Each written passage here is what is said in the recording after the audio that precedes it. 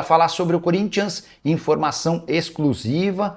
Antes de fechar com o Cruzeiro, Bruno Rodrigues foi alvo de uma proposta do Timão. O Corinthians soube na sexta-feira que o Cruzeiro havia avançado nas tratativas com o Bruno Rodrigues, atacante que pertence ao Palmeiras. Marcelo Paz pegou o telefone e tentou impedir esse acordo, oferecendo condições melhores do que as do Cruzeiro. O Cruzeiro fechou com o Palmeiras, empréstimo até o fim da temporada, com metade dos salários pagos pelo Verdão.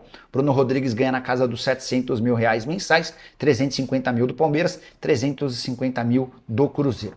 Corinthians topava bancar a maior parte desses vencimentos, mas para o Palmeiras e para o Bruno Rodrigues era mais negócio que o acordo fosse fechado com o Cruzeiro.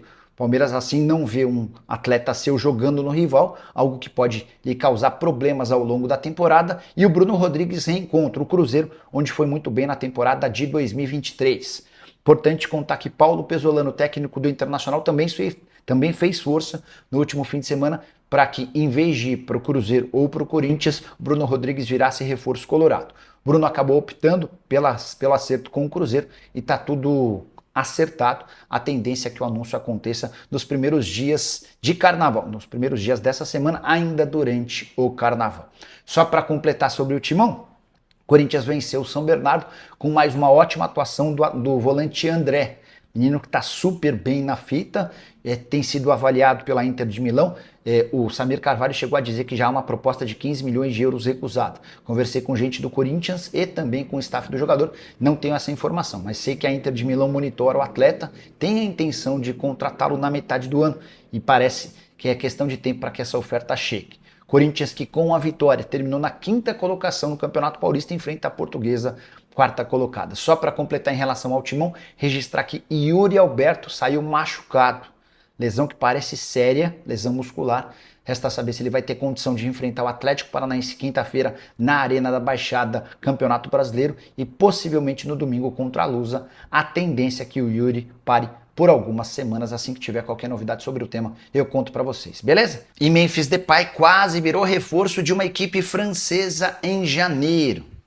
Nos últimos dias, uma emissora de TV afirmou que o Nice abriu tratativas com o jogador e que Memphis gostou da possibilidade de defender o clube francês. A informação é do jornalista William Umberset. Ele afirma que o camisa 10 chegou a aceitar a proposta do Nice, o negócio acabou barrando por causa do técnico Claude Puel. Ele entende que o Nice precisava de um atacante de lado de campo com mais velocidade. Não é bem o caso do Memphis. Outro ponto que pesou contra a chegada do Memphis se deu pelo fato dele ter uma personalidade, na visão do Claude Puel, muito forte. Então havia preocupação de que o Memphis chegasse e bagunçasse o vestiário. Diante do veto do treinador, o Nice desistiu do acordo e Memphis Depay permaneceu no Timão. Vale a lembrança de que o Memphis tem contrato até a metade do ano, mas se pintasse proposta em janeiro, o Corinthians poderia ficar com até 5 milhões de euros. A tendência é que o holandês vá embora no meio do ano, a não ser que ele aceite uma enorme redução salarial. Hoje ele custa ao Corinthians 6 milhões de reais por mês. Para completar, registrar que o Memphis deu uma entrevista a Romário, afirmando o seguinte, abre aspas, em termos de impacto e grandeza, o Corinthians se compara com Barcelona e Manchester United, mas em termos de torcida não dá para comparar. O que eu vi na Neoquímica Arena não encontrei em nenhum outro estádio do mundo. Memphis enchendo a bola do Corinthians e da torcida alvinegra para fazer aquele filme, certo? E você gosta do Memphis? Permaneceria com ele? Não permaneceria? Já usa o espaço para comentário e registra sua opinião. Só não esquece de deixar like e se inscrever no canal. Quero te contar agora detalhes e bastidores da festa de Memphis Depay, que completou 32 anos nessa sexta-feira e promoveu um grande evento, com a presença de todos os jogadores do Corinthians, comissão técnica e funcionários do centro de treinamento. Pelo menos ele fez o convite a todos. Não dá para cravar que todo mundo foi, embora a presença tenha sido maciça. Com um detalhe importante, o Memphis exigiu que todos estivessem de preto.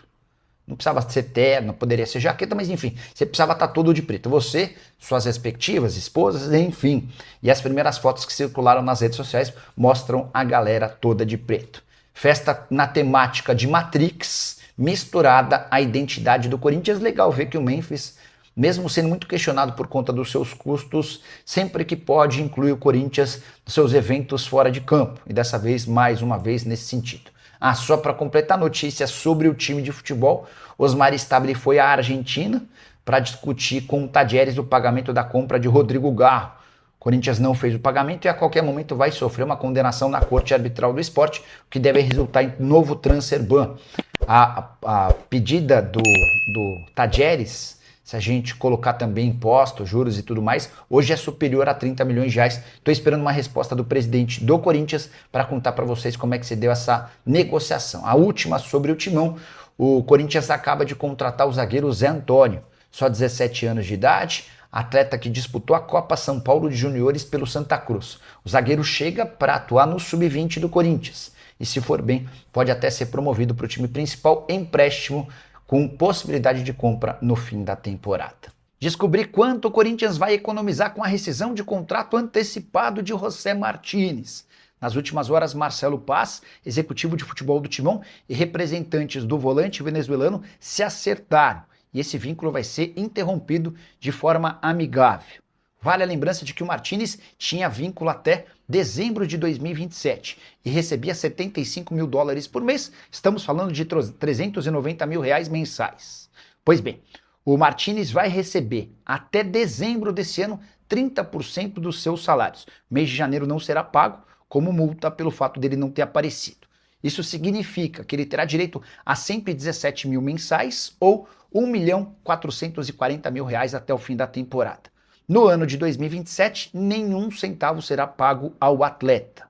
Economia nesse ano de 3.760.000, na próxima temporada de 5.200.000 reais. Você soma tudo e dá para garantir que o Corinthians economiza com a saída antecipada do volante cerca de 8.900.000 reais. Importante registrar que o Martínez vai precisar passar por uma cirurgia por conta da ruptura do ligamento cruzado anterior do joelho. Havia uma discussão se essa lesão se deu durante o período de férias dele ou vestindo a camisa do Corinthians. O Timão vai arcar com os custos, embora por conta do plano de saúde que ele tem com o Corinthians, todo o custo não será pago nem pelo Corinthians nem pelo atleta, e sim pelo plano de saúde. Quer saber se o Corinthians procura atacante? Sim, procura. E a maior prova disso é de que na última sexta-feira o Marcelo Paz entrou em contato com o representante do Bruno Rodrigues para entender as condições do negócio. Só para lembrar, né? Bruno é jogador do Palmeiras, que foi emprestado ao Cruzeiro. Eu cheguei a contar na sexta-feira que o Bruno tinha negociações avançadas com o Cruzeiro.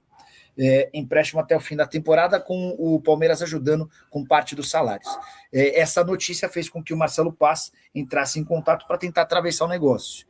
Se o Corinthians tentou atravessar e não conseguiu, é porque o Corinthians ainda não desistiu de contratar mais um atacante de lado de campo, né? Tentaram o Rony, não deu certo, o Júnior Santos não deu certo. Houve também uma tentativa em relação ao Kaique, jogador do Bahia que virou reforço do Internacional. Deixa eu só contar um bastidorzinho da segunda-feira. Quiser saber. Como todos sabem, Portuguesa e Corinthians se enfrentarão no mata das quartas de final do Campeonato Paulista. E a dúvida é se a Portuguesa e o Corinthians se enfrentariam no Canindé, onde a Portuguesa, por ter melhor campanha, mandaria seu jogo normalmente, ou se a Federação Paulista, que é dona dos mandos na fase de mata-mata do Paulistão, determinaria que o jogo acontecesse em outro estádio, como, por exemplo, no Morumbi. Vale a lembrança de que no domingo o São Paulo vai jogar em Bragança Paulista, então não haveria esse impedimento, né? No fim das contas, na reunião da tarde dessa segunda-feira, o Congresso Técnico das quartas de final, ficou definido que a Portuguesa está liberada, autorizada a fazer o seu jogo no Canindé. A partir de amanhã, a Lusa deve começar a divulgar esquema de venda de ingressos, quantos ingressos serão destinados para o torcedor da Portuguesa, quantos vão ficar para torcedores do Corinthians. Expectativa de estádio cheio para Portuguesa e Corinthians valendo vaga na semifinal do Paulistão. Palmeiras foi aquele que mais deu sorte, né? Verdão vai pegar o Capivariano, a grande zebra dos 8 finalistas. O Santos visita o Novo Horizontino em Novo Horizonte, jogo do 8º contra o 1º, enquanto o São Paulo visita o Red Bull Bragantino em Bragança Paulista. São Paulo que ainda não venceu o Bragantino em Bragança, desde que o Bragantino se tornou uma SAF. Bom, minha família, mais um giro de notícias do Corinthians. Valeu, rapaziada, muito obrigado por vocês assistirem nosso vídeo até o final. Não esqueça de dar like, inscreva-se no canal, até o próximo vídeo.